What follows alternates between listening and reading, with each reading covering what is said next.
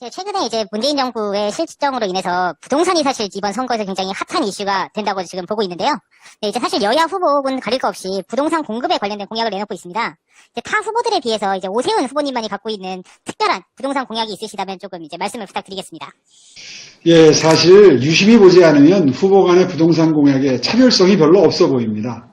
예를 들면 안철수 후보 같은 경우에는 74만 6천 가구를 공급하겠다. 임기 1년짜리 보궐선거인데 좋게 봐서 5년, 그러니까 재선에 성공한다 하더라도 5년 내에 74만 6천 가구를 공급한다는 게 여러분 균형이 맞아 보입니까? 지금 서울에 주택이 몇 개 있느냐? 380만 호가 있거든요. 6.25 전쟁 이후에 폐허가 된 서울에 지금 380만 호의 주거가 공급이 돼 있는데 74만 6천 가구를 공급한다고 하는 것이 과연 현실성이 있는가? 그런 식으로 하면 100만 가구 공급한다는 것도 말이 되겠죠. 저는 그래서 차라리 현실성 있는 숫자로 36만 가구만 공급하겠다 이렇게 말씀을 드렸고요. 사실 제가 설명하는 것은 방법렇게 다른 방법으로 빠른 속도로 많은 물량을 공급될 수 있도록 바탕을 마련하겠다 이런 말씀을 드리는데요. 예를 들면 서울시에는 주택국과 도시계획국이 있습니다. 주택국은 주택을 공급하는 부서고 도시계획국은 경관 규제나 일조권 규제나 이런 여러 가지 규제를 통해서 주택 공급을 오히려 억제하고 견제하는 기능을 하죠. 이 두 개의 부서가 통상의 경우에는 견제하면서 협력하면서 주택을 공급하게 되는데 지금은 비상시국 아니겠습니까? 주택 가격이 올라도 너무 올라서 많은 분들이 주택 가격이 떨어지길 바라십니다. 특히 젊은 분들이 좌절이 크죠. 그래서 주택국과 도시계획국을 한시적으로 통합을 해서 주택을 공급할 수 있는 부서로 기능하도록 입체적으로 종합적으로 뛰도록 하겠다. 이제 이런 공약이라든지 아니면은 서울 시내에는 용도지역이라는 게 있습니다.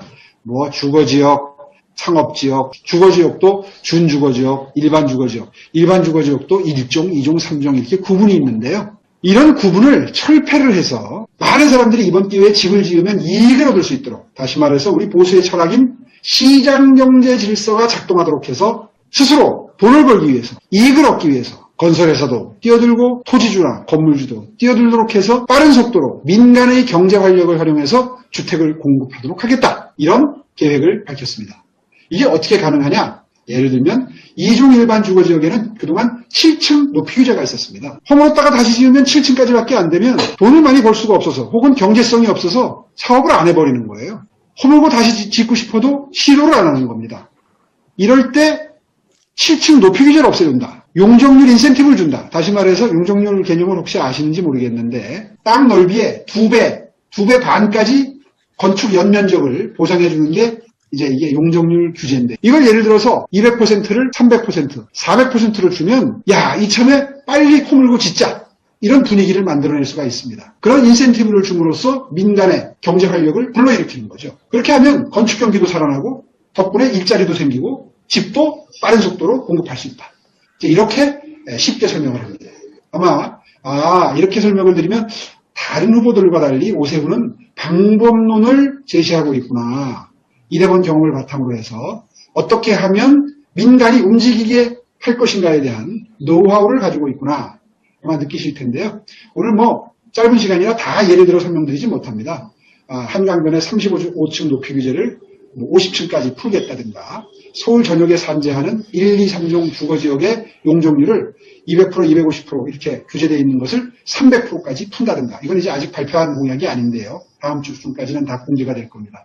이런 인센티브 시스템을 통해서 민간의 움직임을 자극해서 주택을 공급한다. 이게 요점이 되겠습니다.